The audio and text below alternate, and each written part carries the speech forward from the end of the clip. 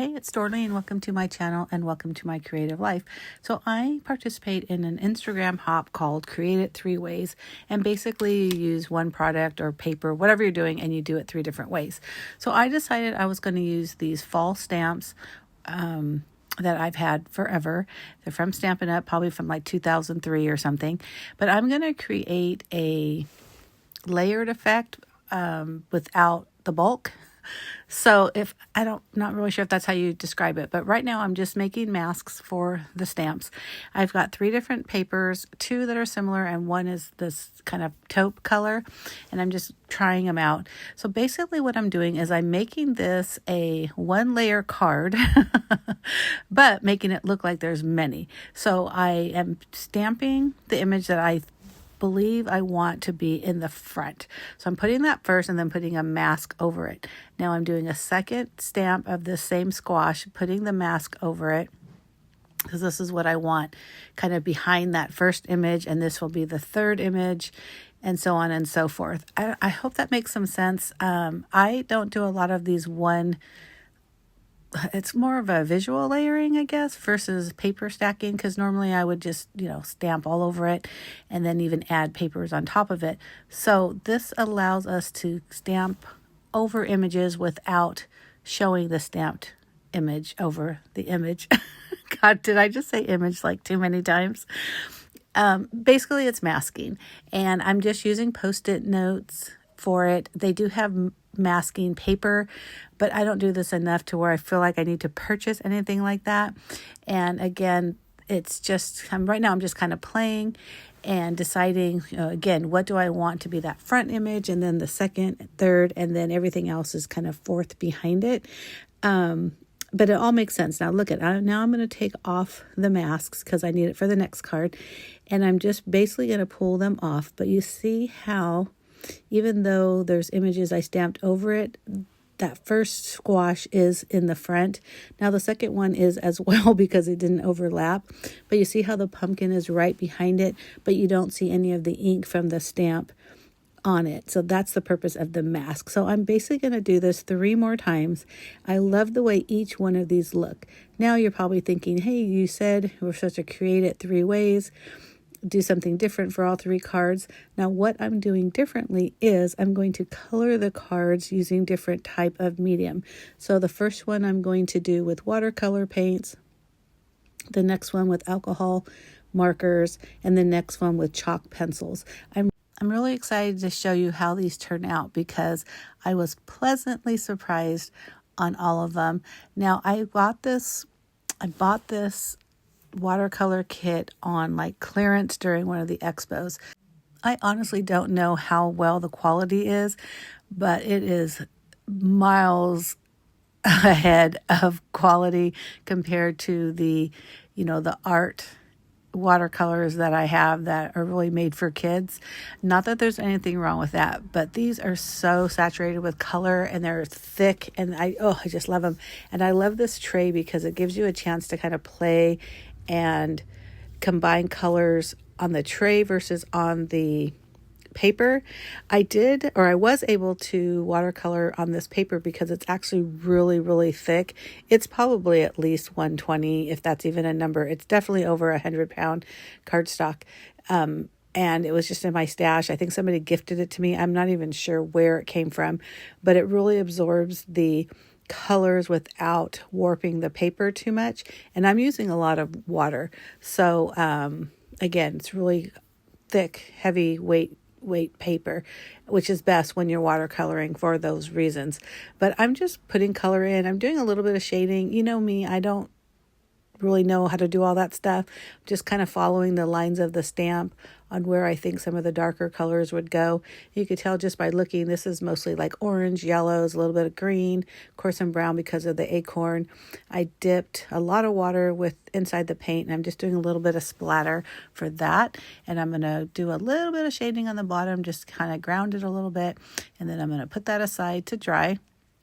Next, I'm going to do alcohol markers, and I really just kind of grab those same fall colors or some darker greens, orange, browns. I believe I even have a purple on this one. I'm not sure because I don't see it. So that's why oh, there it is. There is definitely a purple. So I'm just coloring just like I always do with the tri-blend markers, with the lighter one, then the medium, and then the dark. I will tell you, I absolutely hated the way the large pumpkin turned out. I didn't think those colors really blended well. So I don't know if this marker was really just kind of three different colors or if it really is meant to blend, because look at how big of a difference that light is from the medium, and then when I put the dark on, it's like ugh. But I ended up fixing it using the other orange marker, and I like it fine. It's good for what it is.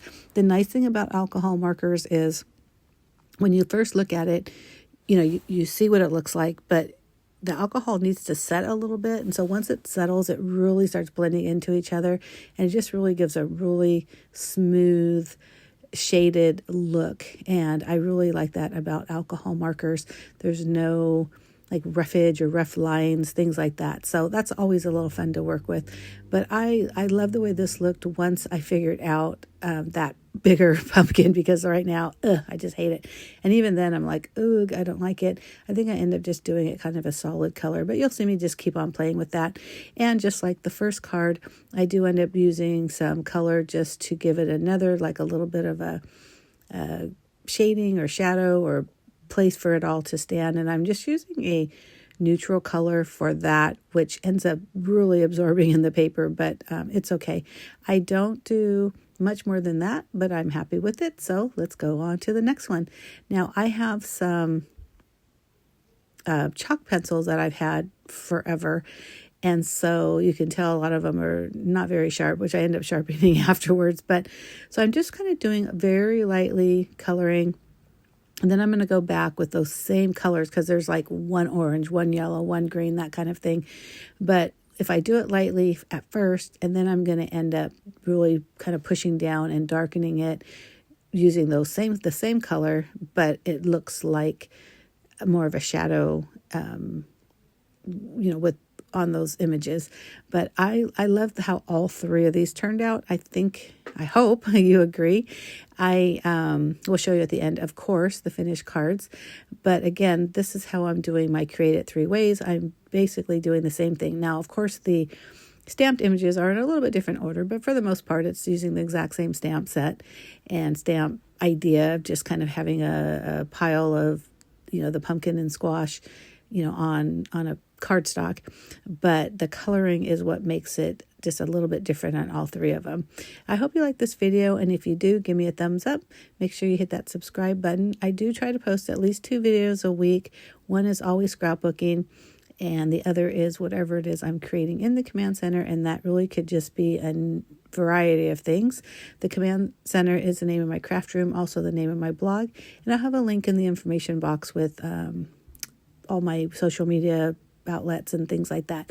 So these are the final ones. I didn't show you because I forgot, but I used some splatter to add just a little bit of something to all the cards, and I used black, gold, and I think a little bit of orange, which I have there on my desk. But aren't those so fun? They're so pretty. Now, when I first originally cut these squares, I cut them at 4.25 by 4.25 by 5.5, which is the exact same size as the card front when you do an A2 card. So I am just trimming them a little bit.